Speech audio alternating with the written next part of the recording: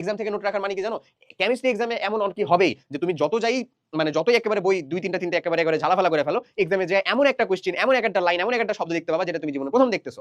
আসেই। তো আমার পার্সোনালি সাজেশন হচ্ছে তুমি এক্সাম দেওয়ার পরে এই আফটার এক্সাম এনালাইসিসটা করবা প্রত্যেকটা সময়। কারণ তুমি করি না, টপার শ্রেণীর মানুষজন এটা করে, দ্যাটস ওয়াই তারা আগায় থাকে আর তোমরা একটু পিছায় থাকি। সো আফটার এক্সাম এনালাইসিস করা মানে হচ্ছে ৩টা জিনিস। সেটা হচ্ছে যে যা পারো নাই, মানে যা তুমি স্কিপ করলা, কেন স্কিপ করলা? ওই চ্যাপ্টার বা ওই টপিক, ওই সাবজেক্টের ওই টপিক তো তুমি পড়ছো, তাহলে কেন স্কিপ করলা? ওটাকে তার মানে তুমি পারো নাই বা ওটা তোমার স্কিপ হয়ে গেছিল পড়া, স্কিপ হয়ে গেছে পড়া যেহেতু রেগে নোটে রাখবা অবশ্যই যা পারো নাই। তারপরে ২ নাম্বার এক্সাম থেকে, ঠিক আছে? ২ নাম্বার যা ভুল হয়েছে তোমার, দাগাইছো ১৭টা, হয়েছে হচ্ছে 15টা, মানে 2টা ভুল হয়েছে। ভুল হলো কেন? আন্দাজে দাগাইছিলা না, তুমি তো সঠিক মনে করে দাগাইছিলা, তার মানে নিশ্চয়ই তোমার কনসেপ্টটা একটু ভুল আছে। তার মানে তুমি পড়ছো বাট ভালো করে পড়ে নাও, ভালো করে বুঝে নাও। তার মানে যা ভুল করছো সেটাও সুন্দর মতন রাখলা, এবং রাখার পরে ওটাকে হাইলাইট করে রাখবা, আন্ডারলাইন করে রাখবা যেটা তুমি আসলে ভুল করছিলা। এরপরে ৩ নাম্বারে চলে আসো, সেটা হচ্ছে যা তোমার সময় খাইছে, কারণ ভাইয়া তোমার হচ্ছে আসলে এই এইচএসসি লাইফ, এডমিশন লাইফ, এটাতে সময়টা অনেক অনেক গুরুত্বপূর্ণ রোল প্লে করে।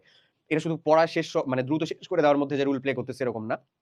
কোয়েশ্চেন সঠিক সময়ে সঠিকটা পারা লাগে, রাইট টাইমের ভিতরে উত্তর করে আসা লাগে। এই জিনিসগুলো অনেক বেশি তোমার জন্য আসলে মানে ইফেক্টিভ হবে যদি তুমি টাইম ধরে প্র্যাকটিস করো। সো যা তোমার সময় বেশি লাগাইছে সেটার প্রতি একটু বেশি এফোর্ট দাও, আর একটু এফোর্ট দেওয়ার চেষ্টা করো যে কেন এখানে আমার বেশি সময় লাগলো, প্রয়োজনে সেটাকে নিয়ে একটু খাটো, সেটাকে নিয়ে একটু ভাবো।